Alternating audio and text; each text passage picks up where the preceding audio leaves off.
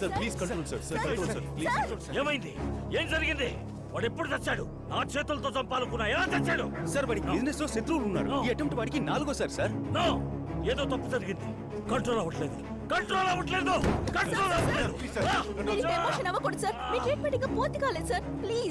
Sir పాత కక్షలతో ఎవరో చూస్తుంటారు సార్. మేము ఎంక్వైరీ చేస్తాం. నా కూతురుని ఎవరో యాక్సిడెంట్ చేసి చంపారు. వినోద్ మల్హోత్రాని ఎవరో చంపారు. ఆ చంపిన వాళ్ళెవరు? వాళ్ళకి వీళ్ళకి సంబంధం ఉందా, సంబంధం లేదా? ఎవరినో పట్టుకోమని నా మనసు అంటుంది. ఎవరిని పట్టుకోవాలి? ఎక్కడికో వెళ్ళని నా బుద్ధి అంటుంది. కానీ ఎక్కడికి వెళ్ళాలి? లేపేస్తా. ముంబైలో ఉన్న రౌడీలందరినీ లేపేస్తా.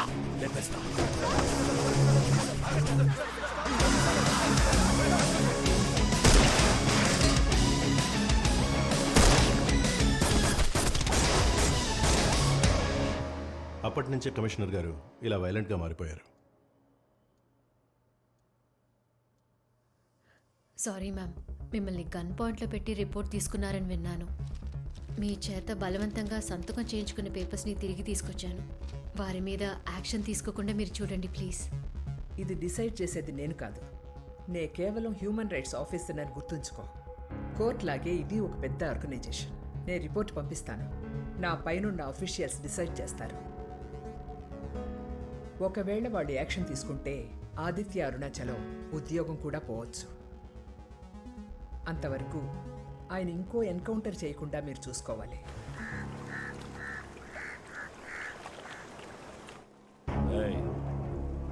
మీలో ఇద్దరైనా నిజం చెప్పండి. ఈ గన్లో 6 బుల్లెట్లే ఉన్నాయి. మీరు 8 మంది ఉన్నారు.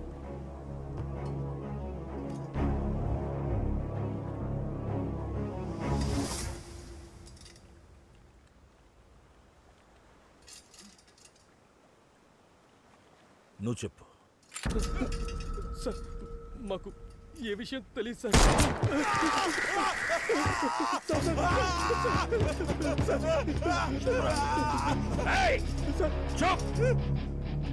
మాట్లాడుకుంటున్నాం కదా, ఏడవాలనుకుంటే సైలెంట్గా ఏడు. నువ్వు చెప్పు.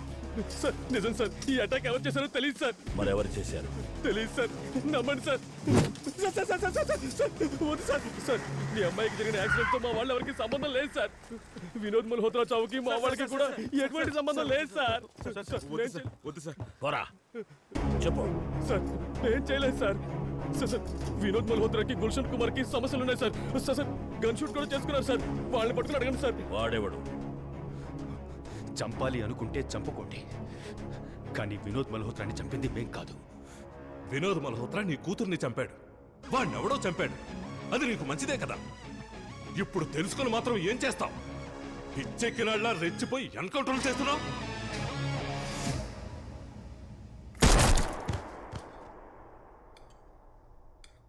ఆ కమిషనర్ మహా ఆవేశపరుడు. చంపిన వాళ్ళెవరో కనిపెట్టే ప్రాసెస్లో ఇంతవరకు 13 మందిని ఎన్కౌంటర్ చేశాడు. యాక్చువల్లీ వాడితో పాటు వాడి కూతుర్ని చంపాలనుకున్నాను, కానీ వాడి కూతురు ప్రాణాలతో ఉన్న ఆ 2 గంటలు వీడి స్పృహలో లేడు. ఆ తర్వాత వీడికి తెలియవచ్చాక కూతురు ఎక్కడని చూస్తే అది చచ్చి ఊరుకుంది. కోపంలో వినోద్ మల్హోత్రాని చంపబోయాడా? వాడు ఆల్రెడీ చచ్చున్నాడు కదా. అప్పుడు వాడు కన్ఫ్యూజ్ అయ్యాడు చూడు.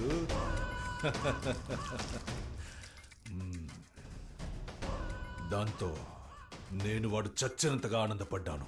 ఇప్పుడైనా వాడిని చంపొచ్చు కదా. నా రాజుల కాలంలో విప్లవకారుల్ని పట్టుకుంటే చంపేవాళ్ళు కాదు, కళ్ళు తోడేసేవాళ్ళు. ఎందుకో తెలుసా? చంపితే ఆ రాజు ఉన్నంత కాలం విప్లవకారుడు పేరు ఉంటుంది. వాడికి శిలా విగ్రహం పెడతారు. అది చూసి ఇంకొకడు వస్తాడు. అదే కళ్ళు తీసేస్తే పూట తిండి కోసం ముష్టెత్తుకుంటూ నడి వీధిలో దిక్కుముక్కలే కాళ్ళాడతాడు. దాంతో వాడిని చూసిన ఎవరైనా రాజుగారికి లొంగి బతకాల్సిందే. నేను ఆ కమిషనర్ గాడికున్న ఉద్యోగాన్ని ఊడగొడతాను. నిలవ నీడ లేకుండా చేస్తాను. వాడు చచ్చిపోయాక న్యూస్ అప్పుడు ఫ్రంట్ పేజీలో రాదు, అట్టడుగు పేజీలో అంగుళం సైజులో వస్తుంది. వాడు చేసే ఎన్కౌంటర్లన్నింటినీ వాడి దగ్గరున్న పోలీస్ టీమే కవర్ చేస్తోంది. ఇక ఉద్యోగం ఎలా పోతుంది? ఎవరో చేస్తే వాళ్ళు కవర్ చేస్తున్నారు. అదే వాళ్ళు చేస్తే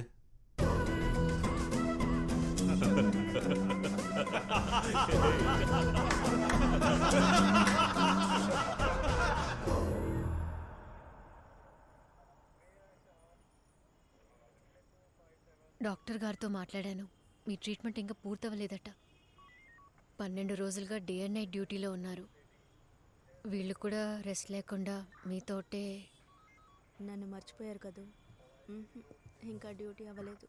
ఎప్పుడవుతుందో తెలీదు. పోలీస్ ఉద్యోగం ఇలాగే ఉంటుంది. సరే, ఫోన్ స్పీకర్లో పెట్టండి. హాయ్ బుజ్జి తల్లి, ఏడవకురా. ఏం చక్కా తిని పడుకోవాలి, ఓకేనా? మీరు కాస్త రెస్ట్ తీసుకుంటే వీళ్ళు కూడా. పాపకి అన్నం పెట్టి పడుకోబెట్టండి Santosh. Bye. Guys, sir is calling.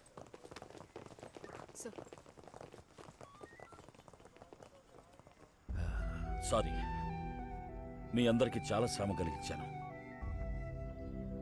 నా కూతురు డెత్లో ఇంతవరకు ఒక్క క్లూ కూడా దొరకలేదు. ఎవరిని అనుమానించాలో తెలియట్లేదు. ఆ ఫ్రస్ట్రేషన్లో మిమ్మల్ని చాలా ఇబ్బంది పెట్టాను. అందరూ ఇళ్ళకి వెళ్ళి ఫ్యామిలీతో టైం స్పెండ్ చేసి రేపు రండి, వెళ్ళండి. సార్, మీరు ఇంటికి వెళ్ళి ఇంటికి వెళ్తే అక్కడ ఎవరున్నారు? సరిగ్గా భోజనం కూడా చేయలేదు. పొద్దున్నుంచి మీరు ఎవరు తినలేదు కదా. ఉండండి, ఫుడ్ ఆర్డర్ ఇస్తాను. ఫోన్ ఏమైంది? నీ ఫోన్ ఉంది కదా, ఫుడ్ ఆర్డర్ ఇస్తాను.